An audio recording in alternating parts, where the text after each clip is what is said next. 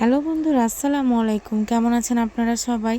আমি দোকান থেকে তাড়াতাড়ি চলে আসলাম। বাড়িতে এসে দেখি অনেক কাজ, কোনটা থেকে কোনটা করব বুঝতে পারছি না।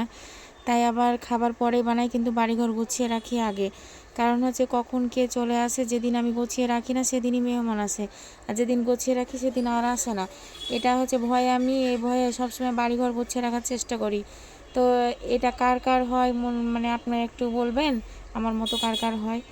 তারপরে হচ্ছে যে চলে গেলাম হচ্ছে যে রান্নাঘরে, ওয়াশিং মেশিনে কাপড়টা দিয়ে দিলাম। তো হচ্ছে যে